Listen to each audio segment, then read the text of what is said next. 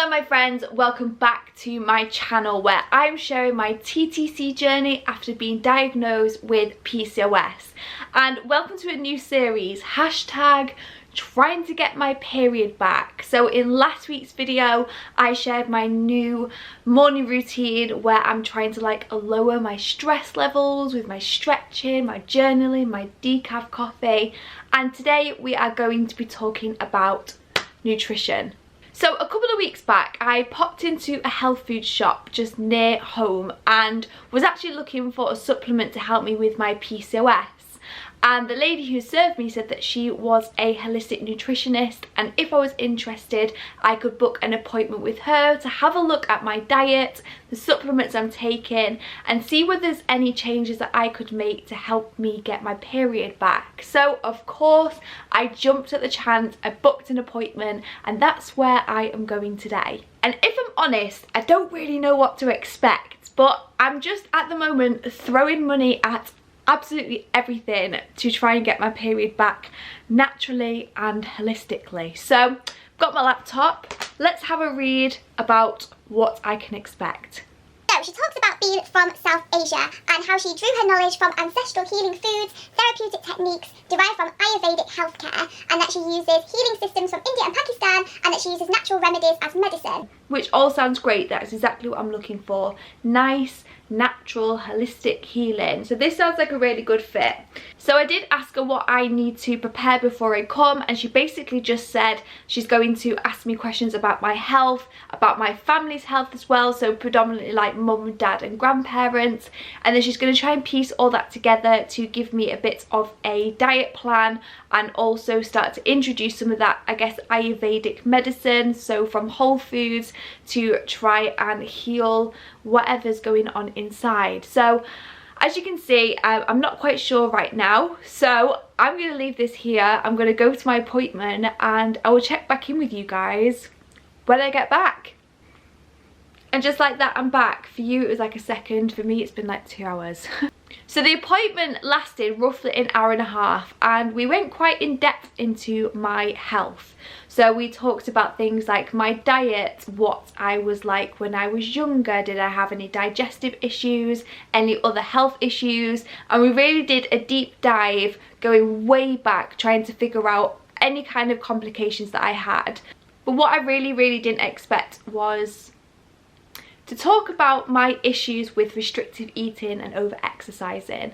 So I had to give examples of my diet, what it looks like today, what it looked like before that, and I had to be completely honest and open up and say I have been restrictive eating for a very long time, and if I wasn't honest about that, on paper what I'm doing now would look perfect, when we know that definitely hasn't always been the case. So just saying that to a professional really hit home, like openly saying to somebody else that I've had a history and an issue with restrictive eating is the first time that I have ever done that. I have never ever told any kind of medical professional that I have had an issue with eating in the past. We decided to delve a little bit deeper into that, talk about exercise and my diet, and she said what I'm doing now in terms of my diet is exactly what she would have recommended for me, which was great to hear.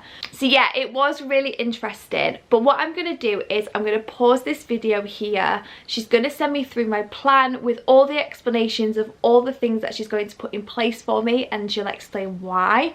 So when I receive that, I will pick up my camera again and give you a full in-depth explanation as to all the things that we're going to be introducing, what they are aiming to do. So I will see you guys in a couple of days when I get my plan, and I'll show you everything that I've got to start introducing, and yeah, we're gonna start cleansing up this liver. Hello, some time has passed and I have my nutrition plan, and she's about 4 pages long. So aim numero 1, to support digestion, the stomach, the gallbladder and the liver, absorption and assimilation of nutrients. So after my chat with the nutritionist, it seemed like my body isn't sort of absorbing all the nutrients that it should be, and it's having some issues with digestion. So that is aim number 1, to support my digestion. Number 2 is to support energy and hydration, and this is blood sugar, adrenals, thyroid, and my liver and pancreas. So obviously with PCOS, a lot of the time we are insulin resistant, so we're really trying to manage those blood sugar levels, make sure that my energy isn't going up and down all day because of what I'm eating, trying to manage my stress and my adrenals, my thyroid, and again the liver and pancreas, because that is the key point from this nutrition plan. Number 3, support elimination, and this is getting rid of wastes and toxins in the body. So one big part of that is dry brushing, and we're basically trying to prevent the toxins being reabsorbed by the body, because in my chat with the nutritionist we noticed that my lymph nodes get inflamed quite a lot, and probably more than they should do. So yeah, we're trying to flush the toxins out and stop them flaring up my lymph nodes. And then number 4, speak of the devil, is to support my lymph nodes and my circulation, and this is basically to prevent congestion in the blood and that congestion in my lymph node system. And yeah, that's where dry brushing comes in. So basically I do this on dry skin first thing in the morning before taking a shower, and I'm gently brushing my skin upwards in the direction towards my heart. And then the best bit, I love doing like my hands and my arms, moving up towards my shoulders, and then we go back down to the heart, and that's really helping to promote circulation and that lymphatic flow to get rid of some of that congestion that's building up in my lymph nodes. So they are the 4 aims, and that is practice number 1. Then I just do my normal routine. Obviously I go for my walk, I do some stretching, etc., and then I start to think about food. First things first, before breakfast, is some apple cider vinegar water to strengthen my stomach, which sounds delightful. So this is the apple cider vinegar that I use, and then all I need of this is just a teaspoon in some water. I just use the cap, and just a pinch of salt. And I drink this through a metal straw to protect my teeth. If you've not got apple cider vinegar, she said that you can just use lemon water and a pinch of salt as well. You could even add some ginger to that if you wanted, but yeah, I just used apple cider vinegar and drink this as quickly as possible to set my stomach up ready to be nice and strong before breakfast. I am having pretty much the same breakfast as I've shown in many other videos. So I've got myself 100 grams of berries, and I've got my overnight paleo porridge, which I've just added a little bit of milk to because I'm going to add some extra powders. So because I have issues with my digestion, every morning I add some psyllium husk to my porridge. This is just in the powder form. I got it from Holland & Barrett. It is expensive, but it is really good. I then add a teaspoon of maca powder, and there's been research out there which suggests that maca powder helps with PCOS. And then finally to my breakfast I add my inositol. So I take inositol twice a day. So I take it in the powder form in my breakfast, and then I take 2 tablets later on in the day, and that is to help balance my blood sugar levels and my insulin. So that is my breakfast. I am going to eat this, and because my nutritionist is trying to encourage me to have like 3 meals a day rather than stacking in between, I will see you next for a tea to tide us over until lunch. So I've just had breakfast and I'm really thirsty, so I need to get some water in me, and obviously one of the aims is to support my energy and hydration. So I've basically got 2 options, whether I want a hot drink or a cold drink. So if I want a cold drink, option number 1 is to have some water with some chia seeds. However, it's a little bit chilly today. It is a cold grey day and I'm fancying something warm, so I'm going to have some flax tea. So I'm just going to take 1 to 2 teaspoons of this in my little tea strainer that I bought. Just leave it for 10 minutes, let the flax soak into the boiling water, and then I'm just going to sip on that throughout the morning.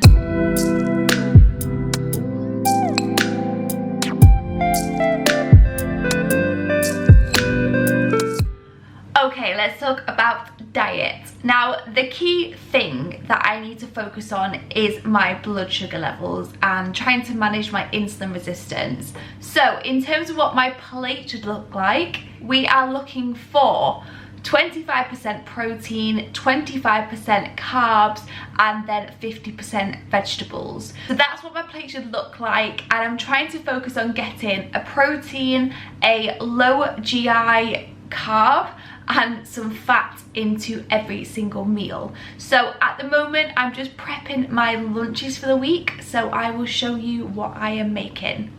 Okay, so over here I have got some tofu, which I have drained and really tried to pack the water out of it.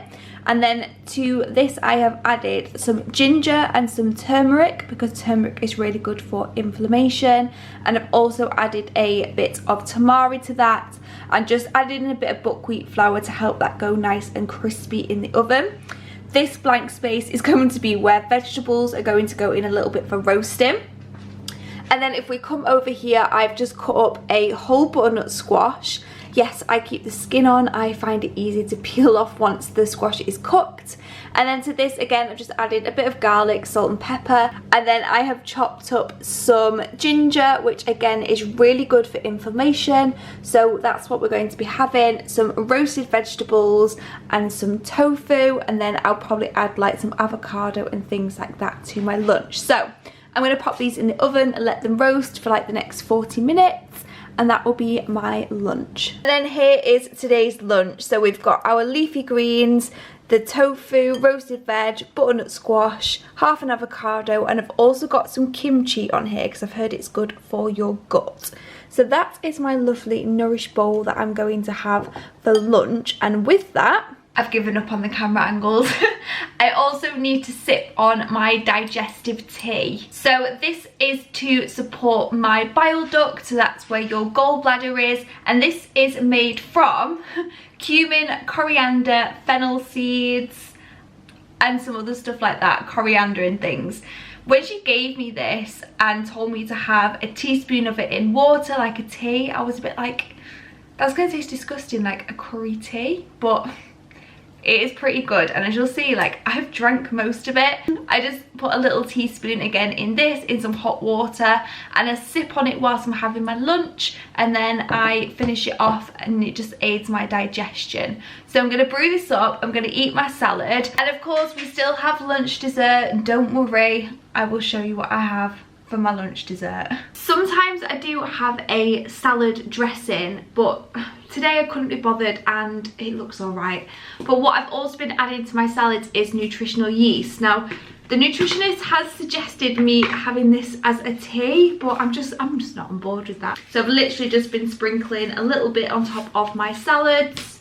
So yeah, I'm gonna sit and watch a bit of YouTube, eat my salad, drink my tea, which, oh, I don't know if I can show you, looks revolting, but I promise it tastes good. And yeah, that will be lunch for like the next 3 days.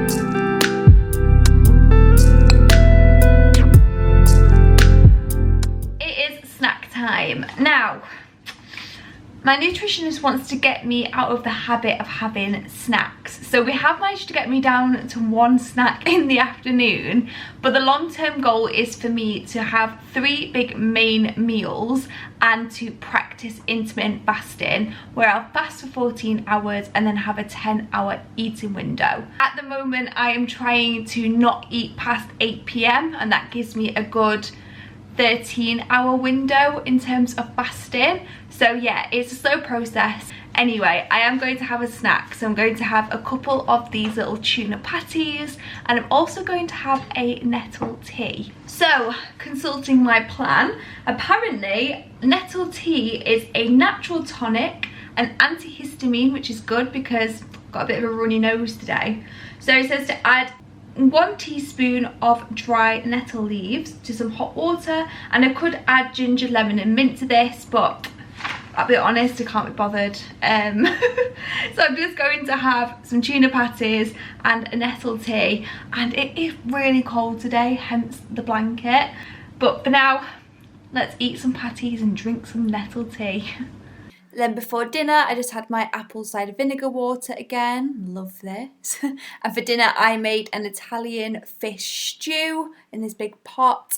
And then I had my digestive tea again to help digest dinner, as well as a homemade protein brownie with some coconut yogurt and some blueberries. So that is it for today's video. I hope you enjoyed. Please don't forget to hit subscribe, and I will see you in the next one.